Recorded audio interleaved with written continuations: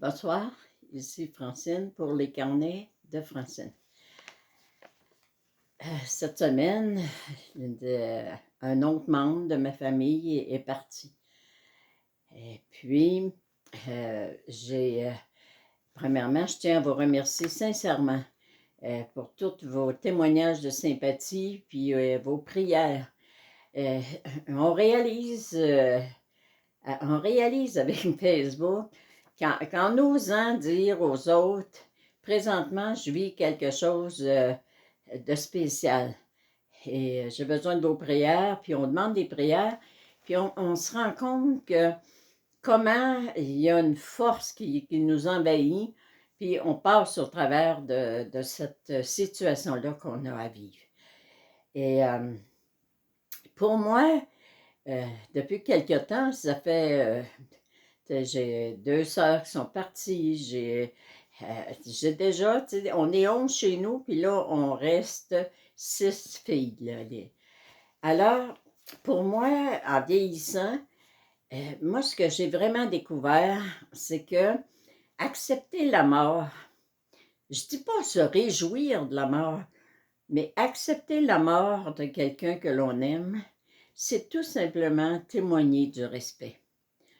Tu sais, je me souviens quand ma mère, à un moment donné, son pacemaker, il commence à avoir besoin d'être changé, mais il a fait signe qu'elle avait pu revenir voir le médecin, qu'elle a assez vécu. Puis, là, là je dis à ma mère, ben, si on ne change pas ton pacemaker, on va manger des sandwichs, tu vas partir. Tu sais. Et là, elle me faisait signe, j'ai assez donné, j'ai assez vécu. Puis, une journée, là, elle s'est cassé la hanche. Il aurait fallu qu'elle aille à l'hôpital. Mais si elle allait à l'hôpital, il lui posait un pacemaker.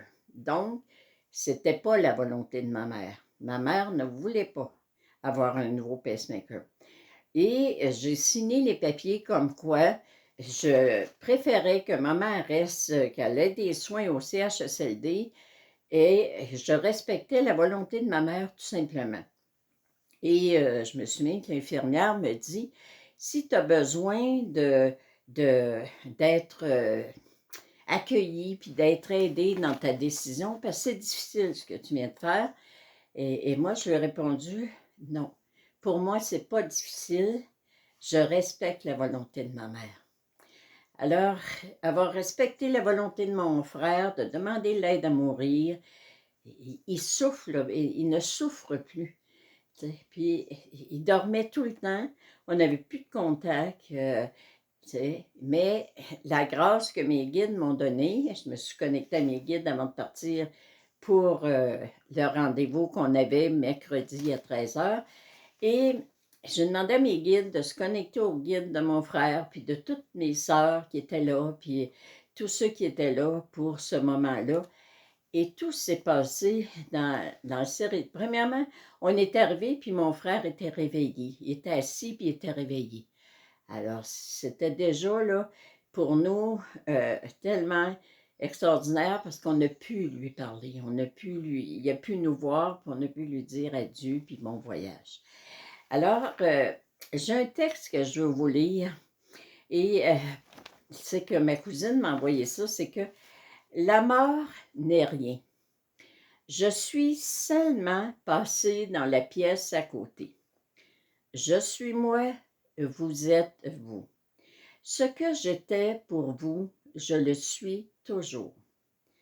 Donnez-moi le nom que vous m'avez toujours donné. Parlez-moi comme vous l'avez toujours fait. N'employez pas un ton différent. Ne prenez pas un air solennel ou triste. Continuez à rire de ce qui nous faisait rire ensemble. Priez, souriez, pensez à moi, priez pour moi. Que mon nom soit prononcé à la maison comme il l'a toujours été, sans emphase d'aucune sorte, sans une trace d'ombre. La vie signifie tout ce qu'elle a toujours été. Le fil n'est pas coupé. Pourquoi serais-je hors de vos pensées, simplement parce que je suis hors de votre vue? Je ne suis pas loin, juste de l'autre côté du chemin. Vous voyez, tout est bien. Je suis juste de l'autre côté du chemin. Et pour moi, quand ça arrive, mettons, tout à coup, je pense très, très fort à ma mère ou à mon père ou à une de mes sœurs. Pour moi, la mort, je compare ça vraiment à les policiers lorsqu'ils interrogent un témoin. Puis, ils sont cachés, ils sont, eux, en arrière d'une vitre. Et le prisonnier qui était en train de se faire questionner ne peut pas voir, lui, que les policiers sont de l'autre côté du miroir. Alors pour moi, la mort, c'est la même chose. C'est que tous ceux que j'ai aimés, tous ceux qui sont partis, ils sont de l'autre côté de ce miroir-là. Puis eux autres me voient, puis ils me surveillent, puis ils voient tout ce que je fais. Puis quand je pense à eux autres, des fois, là, j'ai comme le réflexe, mettons que je marche, j'ai comme le réflexe de mettre ma main de côté, comme si je touchais au miroir, puis là, je leur dis « Salut tout le monde ». Alors, la mort, c'est une nouvelle vie qui commence. C'est sûr que c'est une vie où c'est plus pareil parce qu'ils sont plus là physiquement. Mais pour communiquer, avoir communiqué souvent avec les personnes qui sont décédées, je sais que c'est un monde de lumière, je sais qu'ils apprennent des choses, je sais qu'ils apprennent à s'aimer, ils apprennent à se respecter dans tout ce qu'ils ont fait durant leur voyage terrestre. Alors, ne soyez pas tristes. Sachez tout simplement qu'il est tout simplement l'autre bord du miroir, puis il vous voit, puis demandez-leur ce que vous voulez. Demandez tout le temps à Dieu, est-ce que je peux déranger ma soeur? Est-ce que je peux déranger mon frère? Et vous verrez bien, s'ils sont libres, ils vont venir vous parler, puis ils vont s'occuper de vous. Alors, merci encore une fois de m'avoir accompagné dans ce cheminement-là qu'il fallait que je fasse cette semaine.